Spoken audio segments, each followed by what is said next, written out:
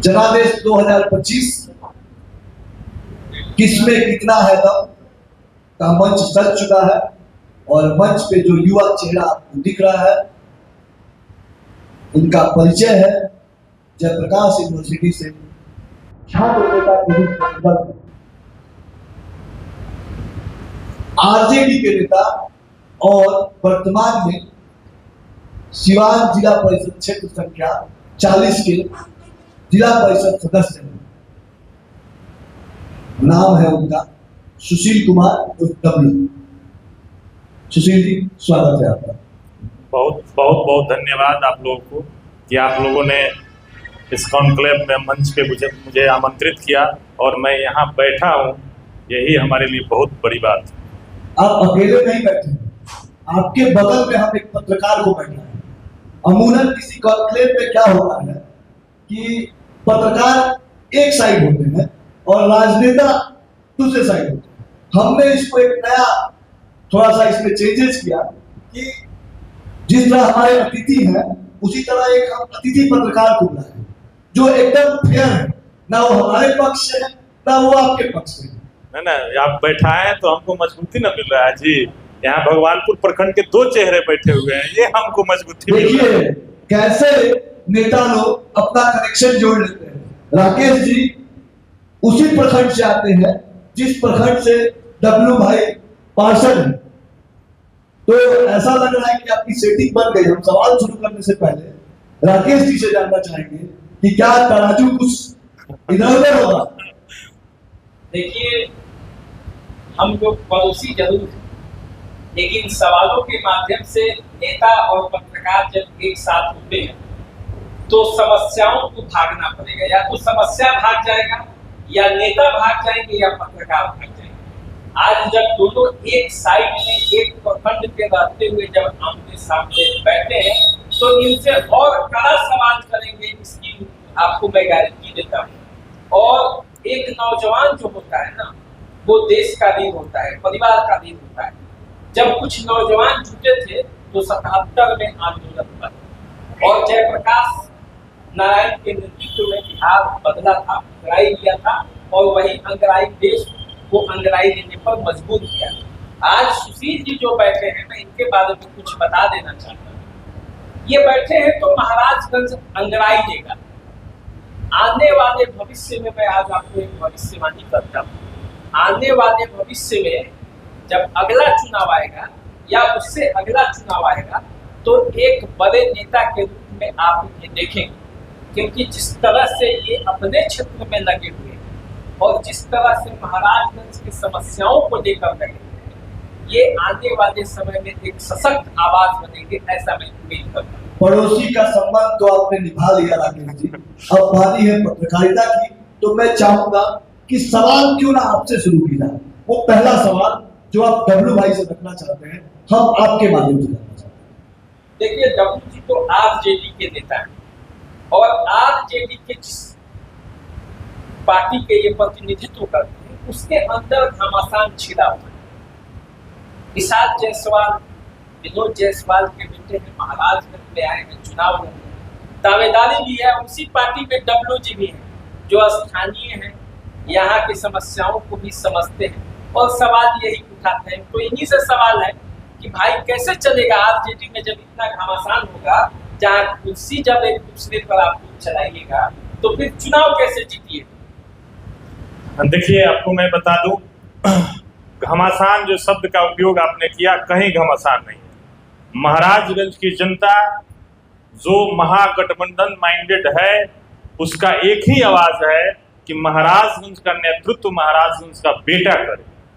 और आप पत्रकार हैं, ये आप ही के माध्यम से आप लोगों से पूछते हैं या फिर उनके गहराइयों तक जाकर के ये निर्णय लेकर के आते हैं कि आखिर जनता का मूड क्या है।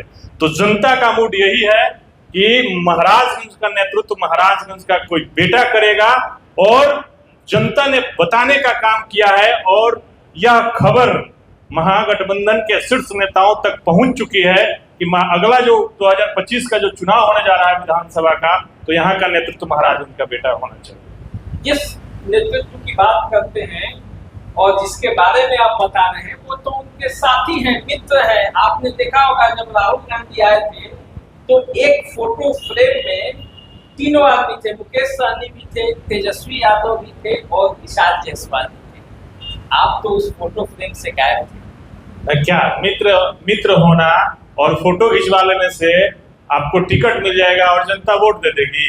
ये कहीं देखे हैं आप? लोकतंत्र है। बाबा साहब भीमराव अम्बेडकर ने जब संविधान लिखा था तो हमें यही छूट और यही आजादी मिली कि आपका एक वोट तय करेगा कि आपका नेता कौन होगा। फोटो तय नहीं करेगा, कि आपका मित्र तय नहीं करेगा कि आपका नेता कौन होगा। महाराजगंज का नेतृत्व, महाराजगंज में जो लोकतंत्र है यह तय कर चुका है। महाराजगंज की जनता की आवाज है कि महाराजगंज का नेता महाराजगंज का बेटा होगा। डब्लू जी, सवाल तो आपने बहुत वाजिब कहा है और आपके सवाल में दम भी है, लेकिन जिस पार्टी से आप ताल्लुकात रखते हैं उस पर एक तार लगा और हमने ये नहीं लगाया आम जनमानस में कि वहां टिकटें बिकती हैं, पैसे देकर टिकटें मिलती हैं। ऐसे में अगर कोई बड़ा पैसा वाला आदमी आपके जो बड़े नेता हैं उनके पास टिकट की सेटिंग कर दे तो क्या डब्लू भाई उस झंडा को उठाएंगे या विरोध? नहीं, सबसे पहला बात आपका मैं काटना चाहूंगा कि टिकटें बिकती हैं, ये जनता की आवाज है। जनता की आवाज जो आपने कही, ये जनता सबके लिए एक ही बात कहती है, केवल आरजेडी के लिए नहीं कहती है। जनता सबके लिए ये बात कहती है। जिसको टिकट नहीं मिलता है वो जनता के बीच में अगर रहता है तो जो नेता होते हैं, मैं ये नहीं कहता हूं कि टिकट बिकता है, मैं अपने बाहुबल, अपने समझ के साथ जनता के बीच में जाता हूं और जनता के बीच में मैं जाकर के कहता हूं कि पार्टी के शीर्ष नेतृत्व का मजबूरी है कि सामाजिक समीकरणों को देख करके अगर टिकट देता है तो आपका भी मजबूरी है कि आपको अपना नेता का चुनाव करना चाहिए। क्योंकि ये जिस क्षेत्र में हम लोग बैठे हैं, महाराजगंज विधानसभा में, महाराजगंज की जनता जो पिछले मर्तबा महागठबंधन के जो कैंडिडेट थे जिनको चुनाव में जिता करके 14 दिनों में भेजने का काम की, उससे त्रस्त है। और मैं बता दूं कि पिछले 3-4 महीना पहले से, हालांकि 2 जनवरी से ही मैं ये इस काम में लग गया हूं, कई सोशल ऑर्गेनाइजेशन के तहत मैं अपना काम कर रहा हूं, तो उसी समय से मैं कहना चालू कर दिया हूं कि आप टिकट जो मिलता है, किसको मिलता है किसको नहीं मिलता है ये जरूरी नहीं है।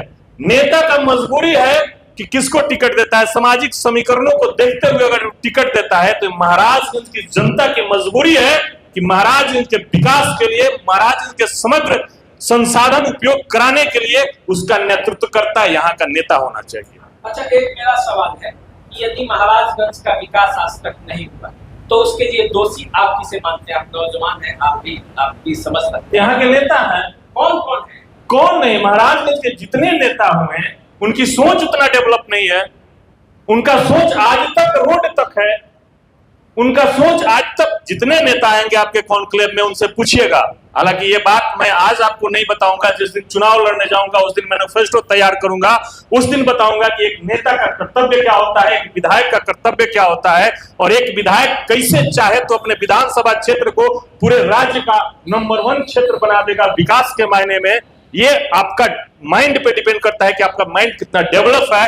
आज भी यहाँ के नेता जो चुनाव लड़ने को इच्छुक है, सब लोग रोड की बात करते हैं, सब लोग अस्पताल की बात करते हैं, सब लोग शिक्षा की बात करते हैं, इससे ऊपर उठ करके जाते ही नहीं है। तो जब अपनी सोच उतनी बड़ी नहीं है तो आप लकीर क्या खींचिएगा? तो एक बात और बताइए, लगे आप जिस भगवानपुर प्रखंड से है, वो भगवानपुर प्रखंड कभी महाराजगंज का हिस्सा नहीं था, 10 के पहले बसंतपुर का हिस्सा था, और उसी बसंतपुर से आप ही के नेता मानिक चंद राय लगातार विधायक थे। फिर भी यदि आप अपने भगवान को उपेक्षित नजर से देखते हैं तो उसके लिए क्या दोषी मानिक चंद राय है? मानिक चंद राय दोषी हैं कि नहीं है? मानिक चंद राय का समय, जैसे कि जेडीयू वाले लोग, भाजपा वाले लोग बताते हैं कि लालू यादव ने क्या किया। लालू यादव थे तो जंगल राज था, एक प्रोपेगेंडा बनाया गया। जब से लालू जी 1990 से मुख्यमंत्री थे तब से एक प्रोपेगेंडा बनाया गया कि चस्पा कर दिया गया, जबकि जंगल राज की बात कोर्ट ने लालू जी के लिए, एकदम वहीं पे आ रहे हैं भास्कर जी, हम वहीं पे आ रहे हैं। वहीं पे आ रहे हैं, आपकी जहां बात है हम वहीं पे लेकर के आपको आ रहे हैं। एक नेता में क्या क्वालिटी होना चाहिए वो मैं आपको दे करके इस मंच पे जाऊंगा। तो जो बातें म्युनिसिपल के लिए, पटना के नगर निगम के लिए हाईकोर्ट ने कहा था कि आप लोग क्या बना कर रखे हैं, जंगल राज बना कर रखे हैं क्या, उसको जो उस समय का जो तंत्र था उसको लालू जी के चेहरे पे चिस्पा कर दिया कि ये जंगल राज है, हालांकि वैसा था नहीं। लालू जी ने सामाजिक सौहार्द बनाया, लालू जी ने बराबर बैठने का अवसर दिया, लालू जी ने बोलने का अवसर दिया। और उसी कड़ी में मानिक चंद राय भी थे कि 1980 से लेकर के भगवानपुर में जो एक तरफ रोटी जल रही थी उसको पलट करके और बराबरी का हिस्सेदारी देने का काम किया। तो मैं मानिक चंद राय को कभी नहीं कहूंगा कि वो ऐसा नेता थे चाहे वैसा नेता था। मानिक चंद राय सामाजिक सौहार्द को बना करके ले चलने वाले और जो तबका निचले पैदान पे था उसको बराबर में ला करके बैठाने वाले व्यक्ति थे। लेकिन उनके बाद जो विधायक आए, जो प्रतिनिधि बने, उनकी सोच उतनी डेवलप नहीं थी। उसका नतीजा है कि आपका भगवानपुर महाराजगंज प्रखंड आज भी ईंटाकरण के लिए तरस रहा है, ईंटाकरण से आगे नहीं गया है। ये आज के प्रतिनिधियों का देन है कि वहां तक हम लोग हैं। मेरा तो सवाल ही वो नहीं था कि सामाजिक न्याय के लिए उन्होंने नहीं काम किया, आवाज नहीं उठाए। विकास के मामले में मेरा सवाल था, तो विकास के मामले में तो भगवान महाराज पिछड़ा है ना, थोड़ा सा करेक्ट करेंगे, आज भी पिछड़ा है। थोड़ा सा जो डब्लू भाई ने आरोप लगाया कि अभी तक जितने चुने हुए जनप्रतिनिधि उनका विकास का पैरामीटर सिर्फ रोड है, तो क्या उसी पैरामीटर में मानिक चंद राय भी आते हैं, उसी पैरामीटर में दिनेश कांत भी आते हैं, उसी पैरामीटर में तमाम चुने हुए प्रतिनिधि आते हैं? मैं ये भैया भाई साहब आपको मैंने क्लियर कर दिया। दो चीजें आप जो या फिर हमको अच्छा से सुन रहे नहीं रहे हैं। अगर सुनते तो आपको जवाब मिल गया रहता। एक ही बात को 5 बार बोलने से अच्छा नहीं लगता। देखिए बताते हैं आपको, हमने आपको कहा कि जो एक तरफ रोटी जल रही थी उसको पलटा मानिक चंद राय ने 1980 से, और बराबर का हक दिया, बराबर का हक दिया। जो लोग बूथ तक नहीं जाते थे उनके यहाँ बूथ और स्कूल खुलवाने का काम किया। सुन लीजिए, भले सुन लीजिए, सारी बातों को सुन लीजिए। उनके यहाँ स्कूल खुलवाने का काम, आप डेटा पे अगर बात कीजिएगा, डेटा उठा करके देख लीजिए कि 1980 से मानिक चंद राय 2000 तक विधायक थे, फिर 2005 से लेकर के 2010 तक विधायक थे। तो उस समय शिक्षा का स्तर क्या था और शिक्षा के क्षेत्र में उन्होंने क्या किया और सरकार के माध्यम से डेवलपमेंट के लिए उन्होंने क्या किया, ये आप जब डेटा कलेक्ट कीजिएगा तो आपको पता चल जाएगा कि डब्लू जो बोल रहा है वही बात सही है, उससे आप इधर नहीं जाइएगा। लेकिन उनके बाद के दिनों की बात मैं करूं तो उनका जो दिमाग का डेवलप है ये दूर तक नहीं जाता है। आप जितना सोचिएगा उतना ही करिएगा। एपीजे अब्दुल कलाम का आप बात सुने होंगे ना कि जो रात में सपने आती है वो सपने नहीं है, जो दिन में जगते हुए जो सपना देखता है वही आगे बढ़ता है। तो मैं उन विचारों को के लिए सहमत हूं और उन विचारों पे चलने का काम करता हूं कि मैं दिन में सपना देखता हूं, रात में नहीं देखता हूं। और मुझे ये है कि हमारे महाराजगंज विधानसभा में जो भी नेता चुनाव लड़ने के लिए आए, सड़क, स्कूल, स्वास्थ्य से आगे भी बढ़कर के क्या कीजिएगा इस पे भी आप फोकस करने का काम। अच्छा डब्लू भाई, आपने एक बात जिक्र किया कि उन्होंने जो रोटी है एक तरफ जो जल रहा था और एक तरफ आधी अधूरी पकी रही थी उसको पकाने का काम किया, वो कौन थे? बड़ा सिंपल सवाल है। इसमें कहने में मुझे कोई हिचक नहीं है। हालांकि आप भी जानते हैं, इसको आप कह नहीं पा रहे हैं, लेकिन आप नहीं कह पाइएगा, लेकिन हम कहेंगे।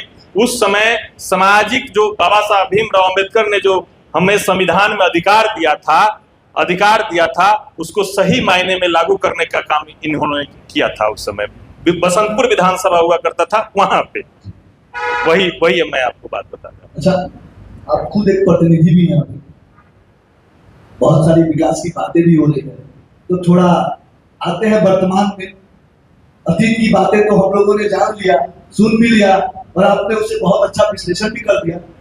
आप अपने क्षेत्र में जो विकास का पैरामीटर रखे हैं एज ए जिला परिषद सदस्य, उसमें आपकी सबसे बड़ी उपलब्धि क्या है? जैसे कि सरकारी विद्यालयों को सरकारी विद्यालयों का जीर्णोद्धार करा करके एक स्वच्छ वातावरण समाज में विद्यालय के रूप में देने का काम किया हूं, क्योंकि विद्यालय में सुबह 9 बजे से लेकर 4 बजे तक स्कूल के शिक्षक और स्कूल के बच्चे वहाँ पे बैठते हैं। तो मेरा ये मानना था, मैं छात्र नेता रहा हूँ और छात्र नेता रहा हूँ, छात्र का राजनीति किया हूँ, तो मेरा ये मानना था कि शिक्षा फर्स्ट होना चाहिए। और जिस वातावरण में बच्चे बैठ करके पढ़ रहे थे उससे मैं सहमत नहीं था, इसलिए मैं अपने फंड से शिक्षक स्कूलों के लिए मैं वैसा वातावरण बनाने का काम करने का प्रयास किया हूं। उसका जीता जागता उदाहरण है 2016 से मैं जिला पार्षद हूं और अनेकों प्राइमरी स्कूल में आज वहां का वातावरण जाकर के देख लीजिएगा तो आपको भी लगेगा कि यहां बैठ करके बहुत अच्छा से हम शिक्षा ग्रहण कर सकते हैं, शिक्षा दे सकते हैं, क्योंकि वहां सही मायने में अगर सरकारी विद्यालयों में कोई जाता है तो गरीब के बच्चे जाते हैं पढ़ने के लिए। महाराज में विधानसभा चुनाव में सवाल पूछूं, आप राजद के नेता हैं, क्या आप चुनाव लड़िएगा विधानसभा? क्यों नहीं, मैं महाराज इनका बेटा नहीं हूँ। मैं मेरी राजनीतिक महत्वाकांक्षा नहीं है चुनाव लड़ने की।